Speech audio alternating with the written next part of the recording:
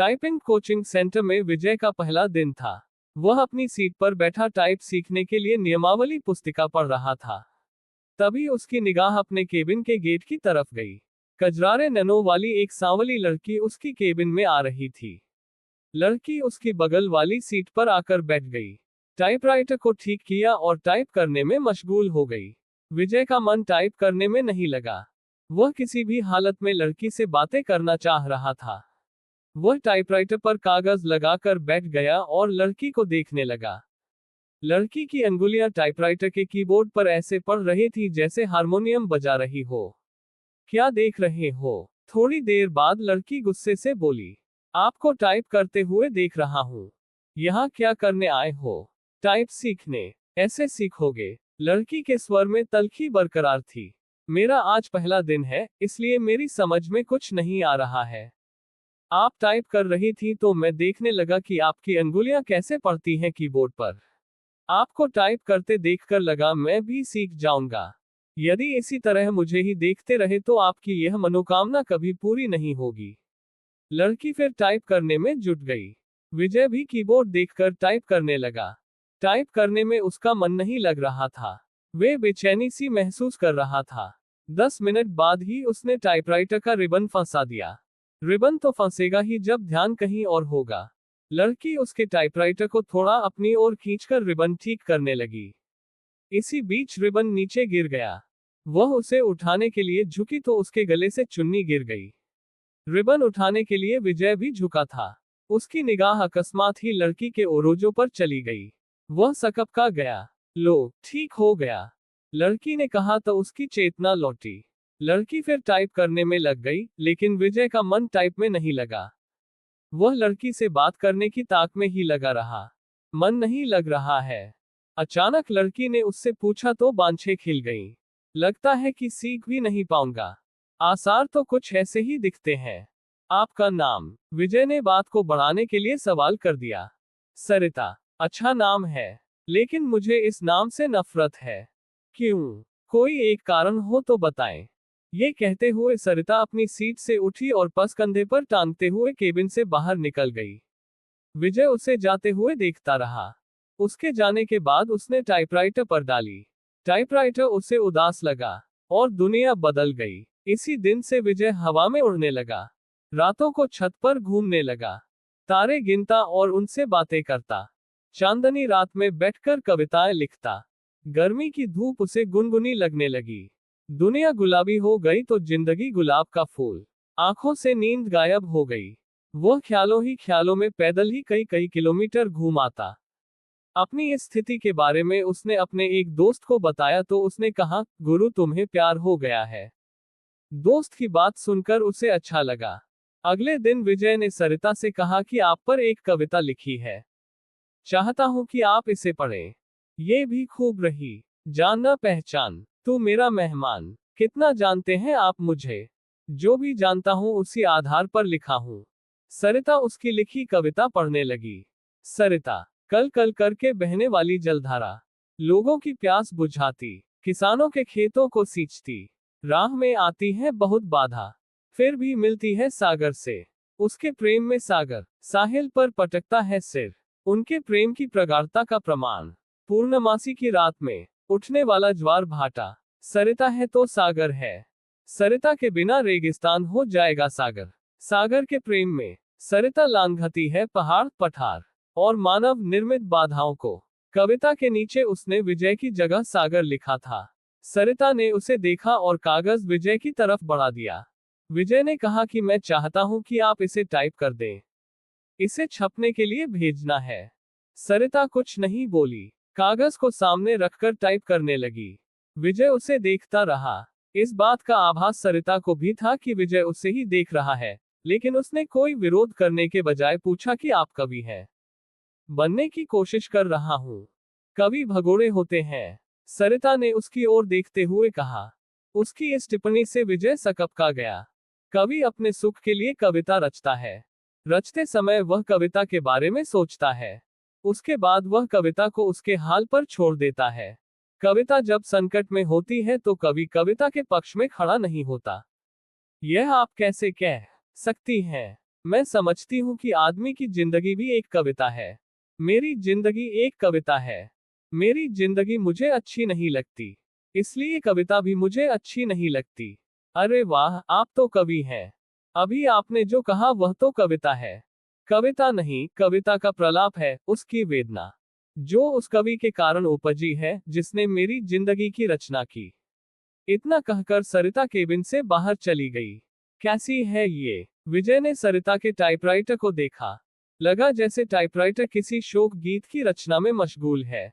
प्यार की खुशबू। आज उन्होंने बातें अधिक की। उनके वार्तालाप को देखकर टाइपिंग इंस्टीट्यूट चलाने वाली मैडम ने उनके पास आकर कहा कि आजकल तो तुम काफी खुश हो सरिता। बदले में सरिता केवल मुस्कुराई। विजय भी मुस्कुराया। तो क्या मेरे प्यार की गंध इसे भी लग गई? अगले दिन सरिता जब इंस्टीट्यूट आई तो काफी सजी धजी थी। नया गुलाबी सूट पहने थी। बालों का स्टाइल बदला हुआ था। विजय को सरिता का ये बदला रूप अच्छा लगा। वह अपनी भावनाओं को दबा नहीं पाया। बोला, काफी सुंदर लग रही हो। जवाब में जब सरिता ने मुस्कुराते हुए थैंक यू का फूल जब उसकी तरफ फेंका तो उसकी इच्छा हुई कि वह खड़ा होकर नाचने लगे और जोर जोर से चिल्लाए कि उसे प्यार हो गया है। ग्रह नक्षत्रों की चाल। आदमी जब निराश होता है या फिर लक्ष्य के प्रति उसकी स्थितियां साफ नहीं होती हैं तो वह धर्म और ज्योतिषी की शरण में चला जाता है। विजय की भी हालत कुछ ऐसी ही थी। वह सरिता को चाहने लगा था, लेकिन सरिता भी उसे चाहती है ये स्पष्ट नहीं था। वह अपनी बेरोजगारी से भी परेशान था। घर वाले शादी के लिए अलग से दबाव डाल रहे थे। लिहाजा एक दिन वह ज्योतिषी के पास चला गया। नौकरी पाने के लिए वह ज्योतिषी से नुस्खे पूछता रहता है। उसने सोचा कि प्रेम पाने के लिए भी ग्रह नक्षत्रों की चाल जान ली जाए। नौकरी के लिए तो ज्योतिषी कभी कहता है कि आपकी कुंडली में कालसर्प दोष है, जो आपके शुभ कार्यों में बाधक है। इसकी शांति के लिए घर में मोर पंख रखें और प्रतिदिन उसे 2-3 बार अपने शरीर पर घुमाएं। सोमवार के दिन चांदी से बना सर्प का जोड़ा शिवलिंग पर चढ़ाएं। नित्य श्री गणेश जी की उपासना करें। धैर्यपूर्वक ऐसा करने पर ही रोजगार प्राप्ति की संभावना बनेगी। विजय ने अभी तक उसके बताए हर नुस्खे को आजमाया, लेकिन आज तक कोई संभावना नहीं बनी। शिकायत करने पर वह कह देता है कि आप पर भाग्येश शुक्र की महादशा चल रही है। शुक्र के बलवर्धन के लिए शुक्रवार के दिन 5.5 रत्ती का ओपल चांदी में जड़वाकर दाहिनी मध्यमा में धारण करें। पंडित जी, मेरी कुंडली में प्रेम है कि नहीं? है न, बहुत है। कुंडली पर सरसरी नजर डालते हुए ज्योतिषी ने कहा, प्रेम विवाह का योग है, लेकिन कुछ बाधाएं हैं। प्रेम विवाह में क्या लफड़ा है? आप पर शुक्र की महादशा चल रही है, जो अशुभ फलप्रद है। गोचर में भी आपकी राशि पर शनि की 7.5 चल रही है। शनि शांति के लिए प्रत्येक शनिवार कुत्तों को सरसों के तेल से बना मीठा पराठा खिलाएं।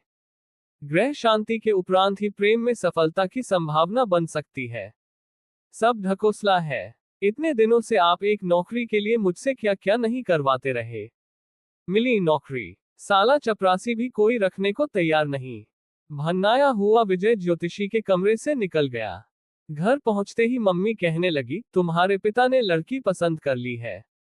उनके दोस्त की बेटी है, बीए करके नौकरी कर रही है। तो मैं क्या करूं? शादी कर लो। बिना नौकरी मिले यह नहीं हो पाएगा। फिर तो पूरी जिंदगी कुंवारे ही रह जाओगे। बीवी की कमाई खाने से तो कुंवारा रहना ही अच्छा है। कहते हुए विजय अपने कमरे में चला गया। जिंदगी आसान नहीं। एक सप्ताह तक सरिता टाइपिंग स्कूल नहीं आई। विजय रोज आता रहा और निराश होकर वापस घर जाता रहा। 8वें दिन सरिता के आते ही वह पूछा बैठा कि एक सप्ताह आई नहीं। जिंदगी में बहुत दिक्कतें हैं, कहते हुए सरिता अपनी सीट पर बैठ गई। क्या हो गया? मेरी बहन जो बीए कर रही है किसी लड़के के साथ चली गई। दोनों बिना शादी के ही एक साथ रह रहे हैं। ऐसा क्यों किया? उसका कहना है कि यदि वह ऐसा न करती तो उसकी शादी ही नहीं हो पाती। मतलब, हमारे घर के आर्थिक हालात। इतना कहकर सरिता चुप हो गई। मुझे नहीं लगता कि आपकी बहन ने गलत किया है। आज की युवा पीढ़ी विद्रोही हो गई है। वह परंपराओं को तोड़कर नई नैतिकता गढ़ रही है। समय के साथ सब ठीक हो जाएगा। पर माँ तो नहीं समझती। हाँ, उनके लिए समझना थोड़ा मुश्किल है, लेकिन आजकल सब चलता है। हमारा समाज बदल रहा है। बिना शादी के एक साथ रहना पश्चिमी परंपरा है, लेकिन अब ऐसा हमारे यहाँ भी होने लगा है। हाँ, बैठकर सपनों के राजकुमार का इंतजार करने से तो बेहतर ही है न कि जो हाथ थाम ले उसके साथ चल दिया जाए। चाहे 4 दिन ही सही, जिंदगी में बहार तो आ जाएगी। विजय को लगा कि कह दे कि फिर तुम मेरे साथ क्यों नहीं चलती। हम शादी कर लेते हैं, पर वह कह नहीं पाया। जानते हो, मेरी एक बहन 12वीं में पढ़ रही है। उसका भी एक लड़के से प्रेम चल रहा है। वे दोनों एक दूसरे से शादी करने को तैयार हैं। अगले साल बालिग होते ही शादी कर लेंगे। विजय के मन में आया कि कह दे कि अच्छा ही है। वह अपने आप वर्क खोज ले तो तुम्हें परेशानी नहीं होगी। वैसे भी 5,000 रुपए की नौकरी में तुम कौन सा राजकुमार उन्हें दे दोगी। अच्छा है कि वह अपने अपने प्रेमियों के साथ भाग जाएं। बातों बातों में एक दिन सरिता ने उसे बताया था कि उसके पिता की मौत हो चुकी है और वह 3 बहन है। उसका कोई भाई नहीं है। बहनों में वही सबसे बड़ी है। वह एक ऑफिस में काम करती है और उसे 5,000 रुपए मासिक वेतन मिलता है। दूसरी जगह काम पाने के लिए टाइपिंग सीख रही है। विजय को अपने एक दोस्त के साथ घटी ऐसी ही घटना की याद आ गई। उसके दोस्त की एक बहन अपनी बड़ी बहन के अधेड़ से ब्याह देने के बाद प्रेमी के साथ भाग गई। इसके बाद उसका दोस्त गुस्से में उबल रहा था। तब विजय ने कहा था कि शांत रहो यार, वे दोनों जहां हो कुशल से रहें। उसने जो किया अच्छा ही किया। तुम कौन सा उसे राजकुमार से ब्याह देते। आखिरकार जिंदगी उसकी है, जीना उसे है, इसलिए निर्णय भी उसे ही लेना चाहिए। दोस्त के बड़े भाई ने भी विजय की बात का समर्थन किया था, लेकिन थोड़ा दार्शनिक अंदाज में कहा था कि होनी को यही मंजूर था। मैं भी सोचती हूँ कि एक बहन ने जो किया ठीक ही है। दूसरी जो करेगी वह भी अच्छा ही है। जीवन यदि संघर्ष है तो करो। प्रेमी से पति बना व्यक्ति भी धोखा दे सकता है। जीवन नरक बन सकता है और माता पिता का खोजा राजकुमार भी यही करता है। लेकिन मां नहीं मानती, सोचती बहुत है और तबीयत खराब कर लेती है। पुराने जमाने की है ना। हद तो ये हो गई कि वह मुझसे कहने लगी है कि तू भी किसी के साथ भाग जा।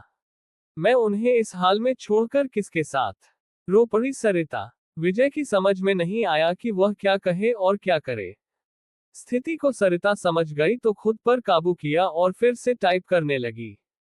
10 मिनट बाद सरिता उठी और बिना बोले ही चली गई। विजय की इच्छा हुई कि वह उसके पीछे पीछे चला जाए, लेकिन वह बैठा रहा और उसे जाते देखता रहा। मूसलाधारिश में बिजली का गिरना। आसमान में काले बादल घिर आए थे। इस कारण परिवेश में अंधेरा पसर गया था। रह रहकर आसमान में बिजली चमकती और बादल गरजते। ऐसे मौसम में भी विजय टाइपिंग स्कूल जाने के लिए तैयार था। वह सरिता से मिलना चाहता था। जब वह घर से निकला तो बूंदाबांदी शुरू हो चुकी थी। फिर भी वह तेज कदमों से टाइपिंग स्कूल की तरफ बढ़ने लगा। कुछ ही दूर गया होगा कि बारिश तेज हो गई। सड़क पर चल रहे लोग भागकर किसी छांव में खड़े हो गए, पर वह अपनी मस्ती में भीगता हुआ चलता रहा। इंस्टीट्यूट पहुंचकर उसे पता चला कि सरिता नहीं आई है। इतनी बारिश में आने की क्या जरूरत थी। मैडम ने विजय से कहा, आप नहीं समझेंगी। सब समझती हूँ, लेकिन अब सरिता यहाँ कभी नहीं आएगी।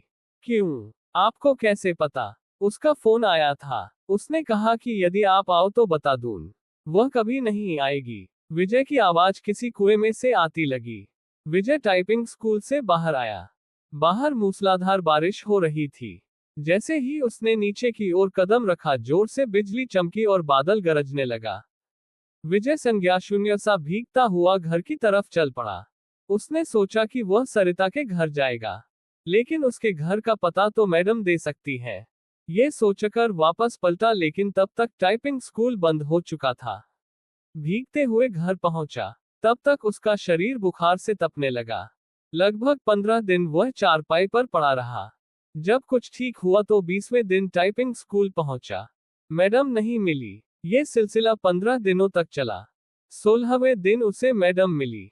उसे देखते ही बोल पड़ी कि काफी कमजोर हो गए हो। उस दिन बारिश में भीगा तो बीमार हो गया। विजय ने मैडम से सरिता के घर का पता मांगा तो उसने एक कागज पर लिखा और विजय को थमा दिया। मैडम को धन्यवाद बोलकर विजय चल पड़ा। वह आज ही सरिता से मिलना चाहता था। जब वह मैडम के दिए पते पर पहुंचा तो वहां ताला लगा था। पड़ोसियों से पूछने पर पता चला कि सरिता यही रहती थी, लेकिन अब मकान बेचकर चली गई है। कई लोगों से पूछने के बाद भी विजय को उसका नया पता नहीं मिला। निराश होकर वह घर लौट आया। सरिता के इस व्यवहार से उसे काफी धक्का लगा। उसे कुछ समझ नहीं आ रहा था कि सरिता ने ऐसा क्यों किया। वह सरिता की याद में कविताएं लिखने लगा। एक दिन उसने एक सपना देखा और उसके भावों को कविता के रूप में कागज पर लिखा। सरिता, जो निकली अपने उद्गम स्थल से, सागर की चाह में चली द्रुतागति से। सामने आ गया पहाड़, टकराने के बाद बदल लिया अपना मार्ग। मार्ग था लंबा, पहाड़ों की श्रृंखला थी, पठार और पथरीली जमीन भी। आदमी भी खड़ा था फावड़ा लिए, बांध बनाने को तत्पर, खेत सींचने के लिए, चाहिए उसे पानी पीने के लिए भी, बिजली भी तो चाहिए, घर रोशन करने के लिए, कारखाने चलाने के लिए, कारखानों के कचरे को बहाने के लिए भी चाहिए उसे नदी। प्रकृति से लड़ते नहीं थकी वह, बहती रही अविरल, दिल में सागर से मिलने की चाह लिए। भारी पड़ा प्यार अवरोधों पर, पहुंच गई वह साहिल पर, लेकिन मानव ने बना बांध, रोक दी उसकी धारा। कारखानों की गंदगी उड़ेल सड़ा दिया उसकी आत्मा को। अपने आंसुओं से धोती रह वह अपना बदन, निर्मलता से मिलना चाहती थी सागर से। विकास उन्मादी मानव ने रौंद दिया उसकी आत्मा को, जिंदा लाश हो गई वह। उसके लिए तड़पता है सागर, साहिल पर पटकता है अपने सिर को। उसने तो दम तोड़ दिया मानव के विकास में। सागर भेजता है बादलों को उसे पुनर्जीवित करने के लिए। वह जानता है बेवफा नहीं है वह, सच्चा है उसका प्यार। कैद है वह मानव के विकास में। बरसते हैं बादल, उफनती है नदी, मानव को दिखाती है अपना विकराल रूप, मिलते ही प्यार की ताकत। तबाह कर देना चाहती है वह मानव सृष्टि को, बदला लेना उसकी प्रकृति नहीं। भागती है तेज गति से सागर की ओर, बाहें फैलाए स्वागत करता है सागर। बताना चाहती है अपने कष्टों को वह, लेकिन कुछ भी नहीं जानना चाहता सागर। जानता है वह मानव स्वभाव को, उसका भी तो पाला पड़ा है इस स्वार्थी प्राणी से। विजय की इस कविता को पत्रिका में छपे 1 माह से अधिक हो गया है, लेकिन उसके पास इस बार भी अब तक सरिता का कोई पत्र या फोन नहीं आया है।